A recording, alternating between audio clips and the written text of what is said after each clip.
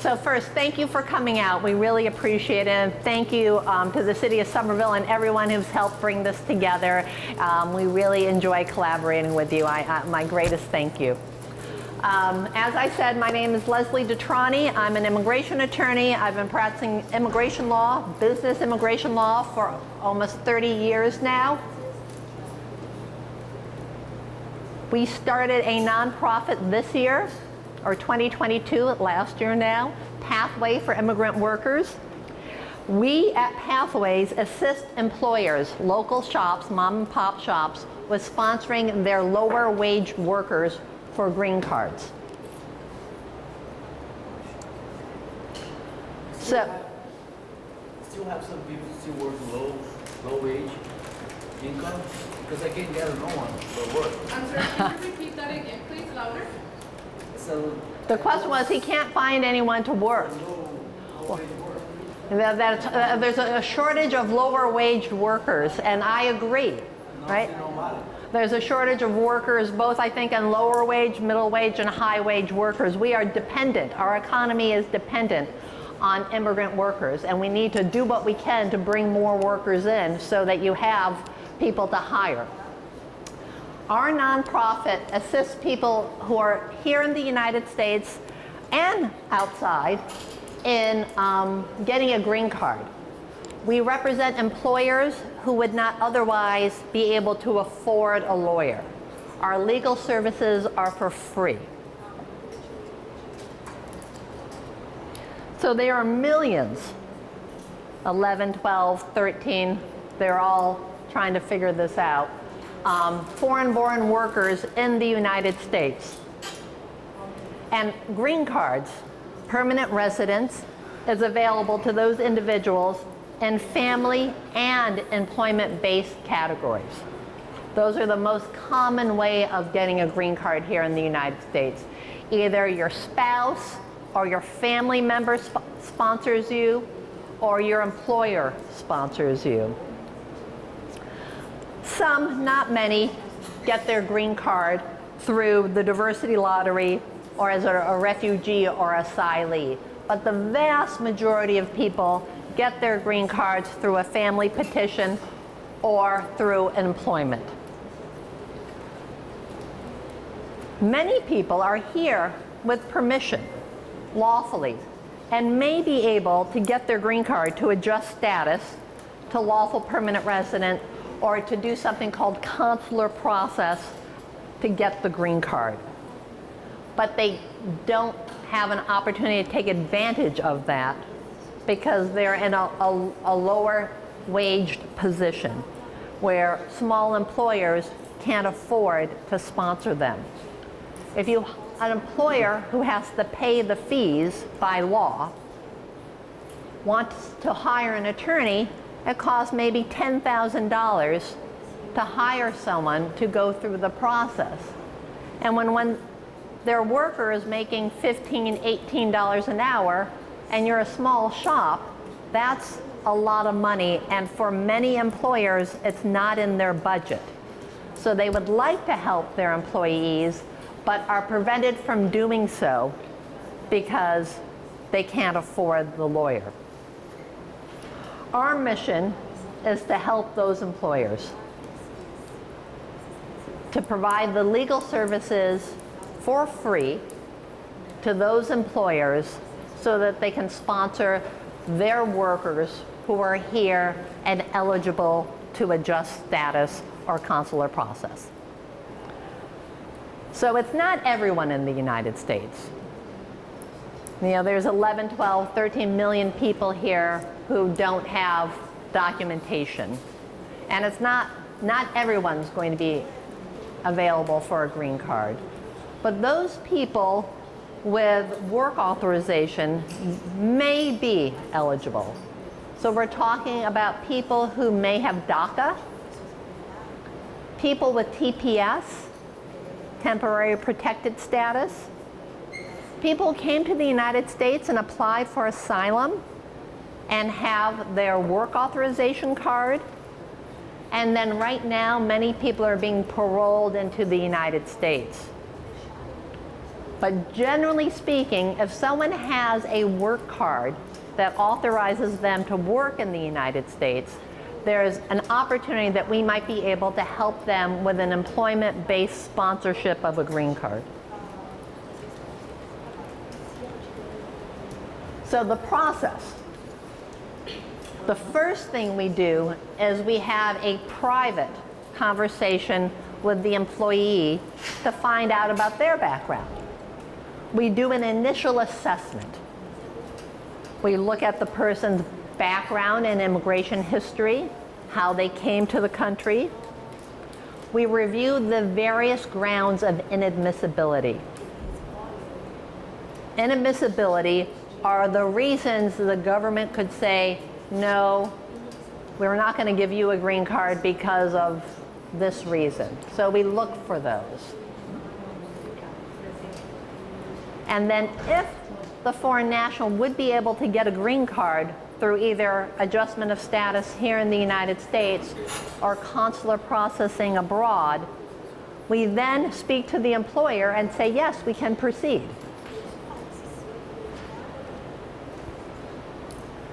We don't share the information the foreign national tells us with their employer. That's private.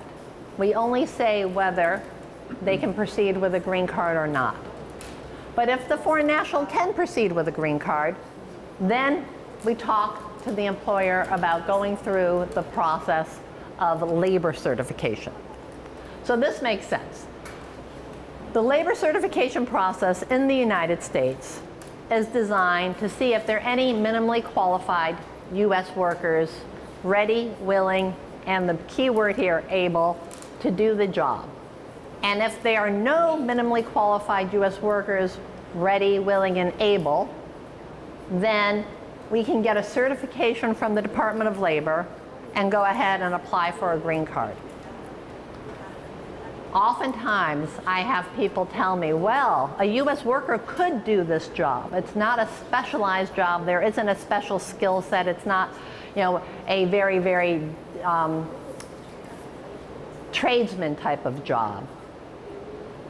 But if there's no ready, willing, and able workers to do the job, that's all we need to prove.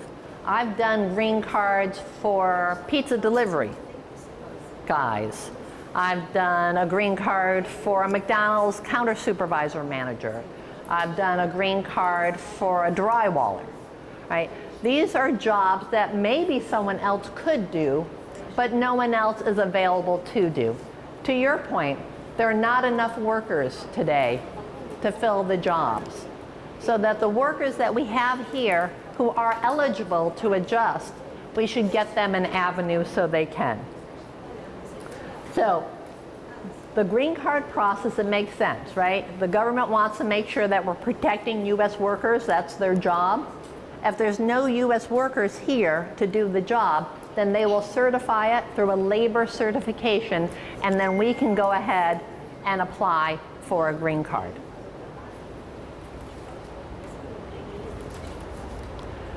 So the other kind of big hurdle for the employer is paying the prevailing wage.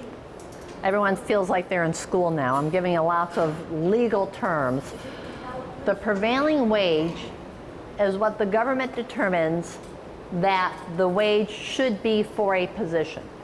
It may not be the actual wage, it might not be minimum wage, but the government does a survey of all the jobs and then makes a determination of what wages should be paid. For example, right now we're working with a hotel, and they're sponsoring their housekeepers, and the prevailing wage is not minimum wage, it's 18 something an hour, like 18.20 an hour. So the government wants to make sure that before they're going to give the labor certification, that first there's no minimally qualified, ready, willing, and able workers available for the position, and the employer is willing to pay the prevailing wage. Any questions?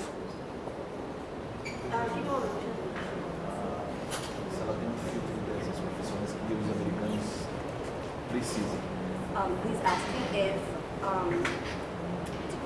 like, do you know, is there a way to know what those jobs are? The jobs that there are no U.S. citizen willing and able to do? Can you repeat the question? Yes. Thank you. The question is there a way for us to know what jobs there are no, right now, ready, willing, and able U.S. workers? And I would say, in this economy, all jobs, right? I mean, there are times when unemployment is very high, but now is not one of those times.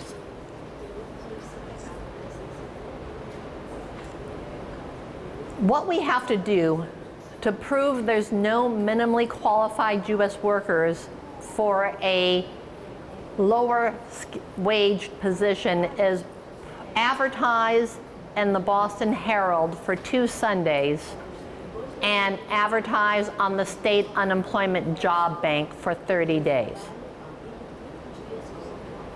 In this economy, I think I could do that for any job and I would not find a qualified worker.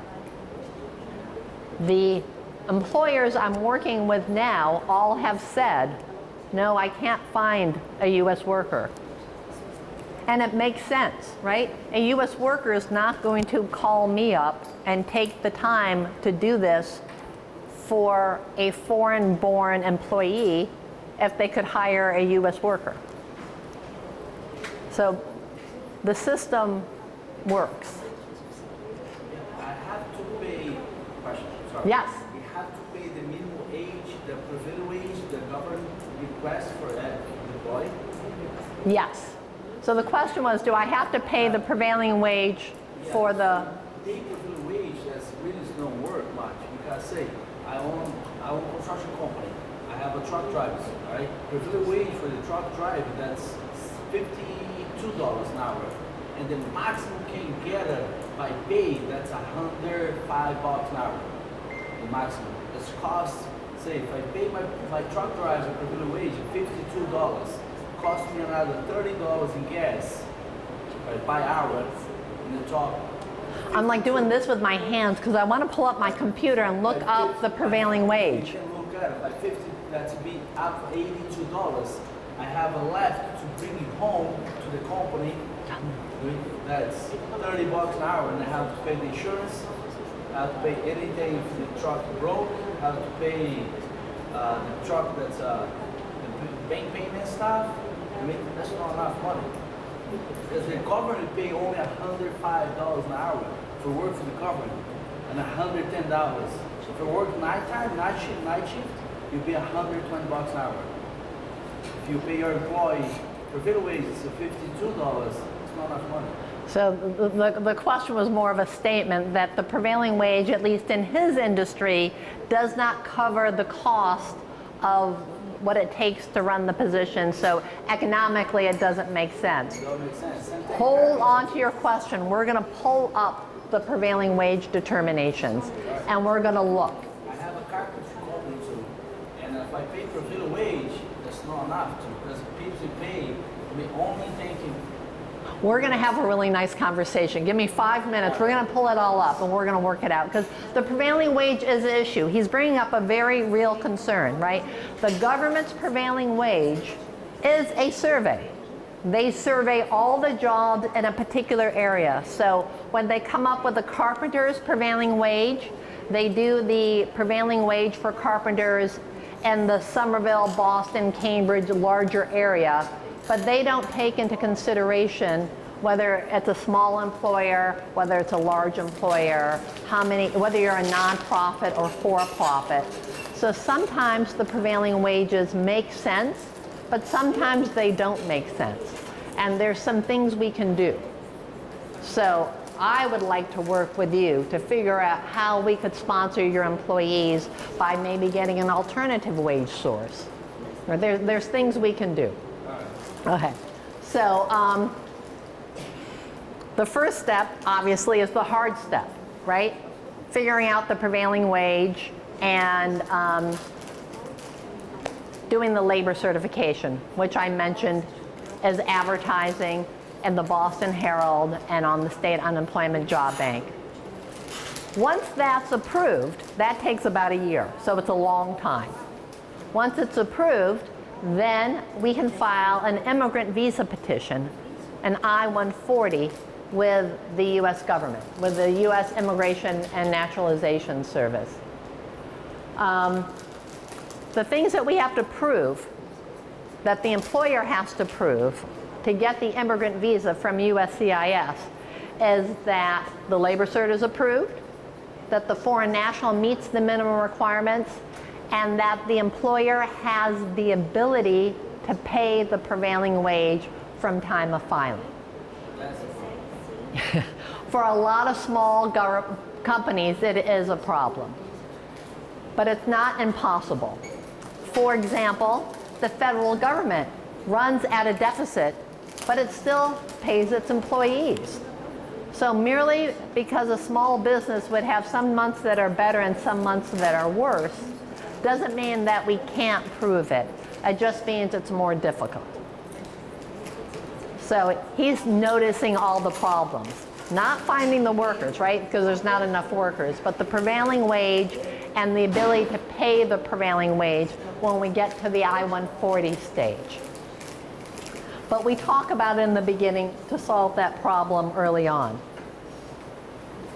So the nonprofit pathways, we represent the employer. We are the employer's lawyer. We work with the foreign national, and we owe the foreign national a duty of care, but our legal representation is of the employer. And for the employer, we work with them to define the job and its minimum requirements. I want to hire a carpenter, and he must have at least 1 year of experience in carpentry. We obtain the prevailing wage. We conduct the recruitment, we place the ads, we collect the proof. We complete the 21-page form, and we file the immigrant visa petition. That's what we do for the employer. The last step of the green card process is for the foreign national, where they can either adjust status, AOS, in the United States, or consular process outside the United States. We, in the beginning, look to see that there is an avenue for the foreign national. We consult with the foreign national so that they know what avenue there is, but we don't represent them. If at the last stage they need an attorney, we will help them find either a free attorney or a low-cost attorney to help them. But what we do, we try to keep very simple. We do one thing, we do it very well, but that's all we do.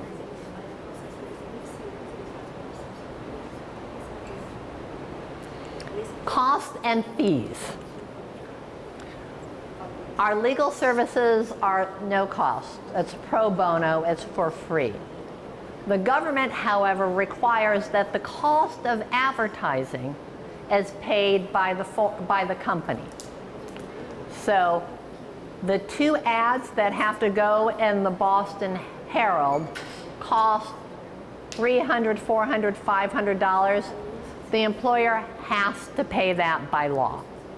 If the employer is not willing to pay that, then we cannot go forward. The filing fee for the second stage is approximately $700. The government doesn't regulate who can pay that. We ask the employers to pay it because if you were to hire a private attorney, it would be around $10,000 for our work. So we'd like the employer to put a little money in. And then when it comes to the last stage, the application for adjustment of status, there are fees associated with that. There are lawyers associated with that. That burden the foreign national takes on.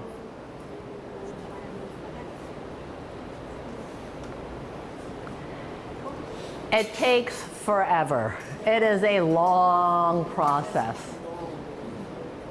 Yeah. People are smiling and nodding. Anyone who's worked with the government, it takes a long time. At least 2 years. We're talking about 3 different steps: the labor certification application, the immigrant visa petition, and then applying for the green card. 3 different government agencies. They all have their own backlogs. The fastest it could go forward at this point is over 2 years, and it could easily be much longer. Everyone just needs to know. This is not the quick answer to anything. The only way to get a green card fast is if you marry an American, and then the system goes quite more easily. You're not going to put that out in public. I didn't say that.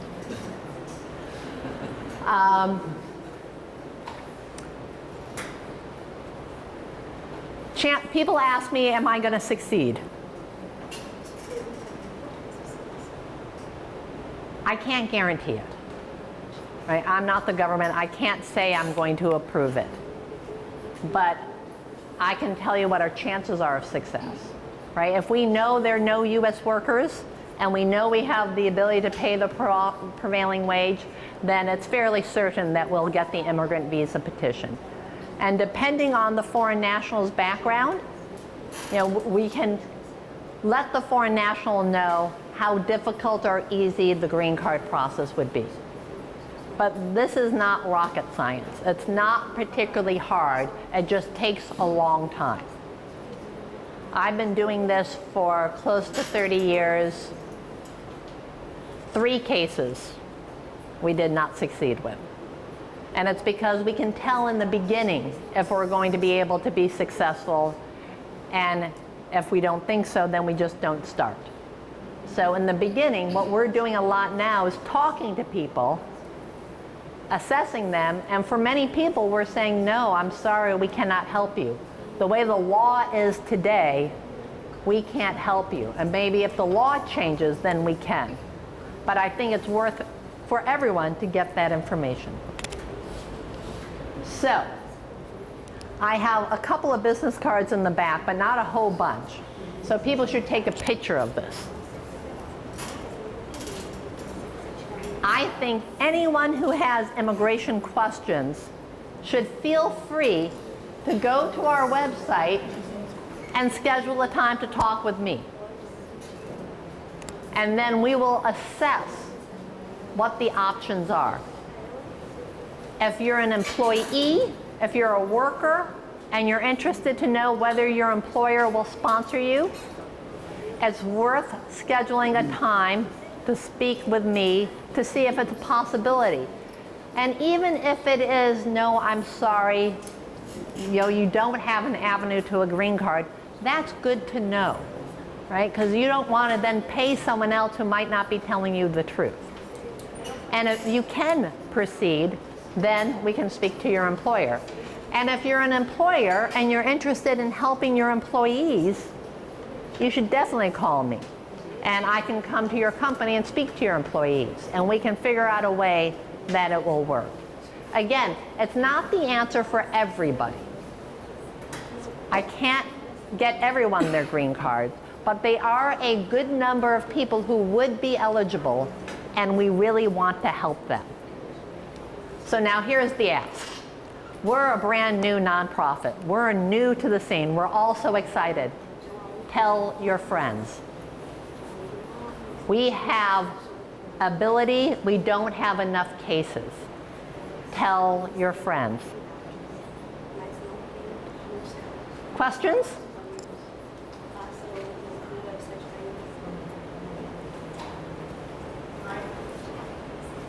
I got a question.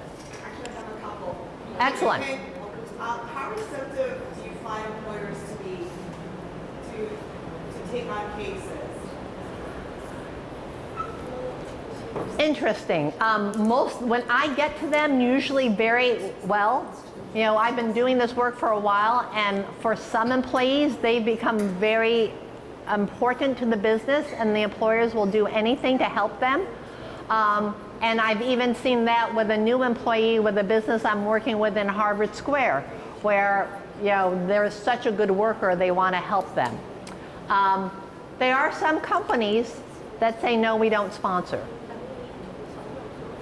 I don't know if because they think it's going to cost money. I don't know. But there are some employers, when foreign nationals I've spoken with go back to their employers and say, will you sponsor me? They say, no, we don't do that. I think then you go get another job. So, to this question too, so if an employer can provide this kind of benefit or support to their would-be employees, can they use that as a benefit? Yes, and I'm speaking with a school district in the area, not Somerville or Cambridge or like in the immediate area, kind of more Western Mass, that is considering making this part of their hiring package. Because it's so hard to find good workers, wouldn't it be nice to be the employer that says, come work for me, I'll sponsor you for a green card? What about for employees already work for you? Have to be approved something? He's worked for you already or not? No, that's a great question. What happens if an employee already works for you? This whole process I'm talking about is a prospective process. The foreign national does not need to be working for you. As long as you are going to offer them a job in the future, then we can proceed. Okay, so to clarify, so this question was, what if they are already working for you? So basically, if they're already working for you, they can do it. If they're not working but are trying to be hired, they can do it. And if they've been working for a long, long time, they can do it. Don't matter. Everyone can do it.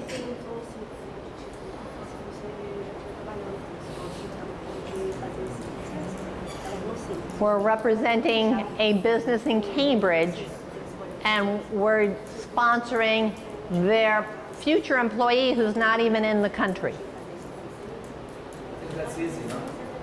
Easier.